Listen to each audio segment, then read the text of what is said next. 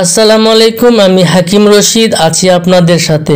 বন্ধুদের পাল্লায় পড়ে খারাপ জায়গায় গিয়ে অথবা হস্তমৈথুন করে লিঙ্গকে ছোট্ট করে ফেলিয়েছেন, এই তো লিঙ্গকে বড় করার সহজ পদ্ধতি আপনাদেরকে আজকে শিখাবো। আয়ুর্বেদ গবেষকদের মতে প্রত্যেকের লিঙ্গ নিজ হাতে 8 আঙ্গুল হবে, এটাই স্বাভাবিক।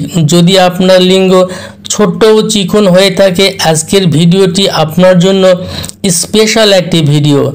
আজ প্র্যাকটিক্যাল দেখাবো নিজের ওষুধ তৈরি করে নেবেন কিভাবে লিঙ্গ মোটা করার জন্য।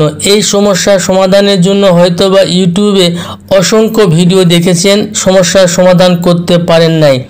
আজকের পর থেকে এই বিষয় নিয়ে আপনাকে বিন্দু পরিমাণ চিন্তা করতে হবে না। লিঙ্গ হবে 8 আঙ্গুল, আমার পরীক্ষিত একটি ভেষজ। এই ওষুধটা তৈরি করা খুবই সোজা। আমার সঠিক নিয়মে হবুভাবে তৈরি করে নেবেন। ওষুধ সেবন অবস্থায় একটি জিনিস খাবেন না, রোগটা সেরে যাওয়ার পরে খেতে পারবেন, কোনো সমস্যা নেই। তবে ভিডিওর শেষ দিকে আমি জানিয়ে দেব কোন জিনিসটি আপনি খাবেন না। স্ক্রিনে যে গাছটি দেখছেন, এই গাছটির নাম আয়াপান, আমার পরীক্ষিত একটি ভেষজ। তো বন্ধুরা, আপনার নিজ এলাকায় সহজে পেয়ে যাবেন। চিনতে না পারলে বৃদ্ধ মানুষ যারা রয়েছে তাদেরকে বলবেন, আপনাকে চিনিয়ে দিবে। খুবই সহজসাধ্য একটি ভেষজ, যে কারণে আজকের ভিডিওটি এতটাই গুরুত্বপূর্ণ। তো বন্ধুরা, ভালো করে চিনে রাখুন। আমার হাতে দেখতে পাচ্ছেন গাছটির পাতা ঠিক পানের মতো, যে কারণে এর নাম রাখা হয়েছে আয়াপান, এবং বই পুস্তকের ভাষায় এটি আয়াপান নামেই পরিচিত।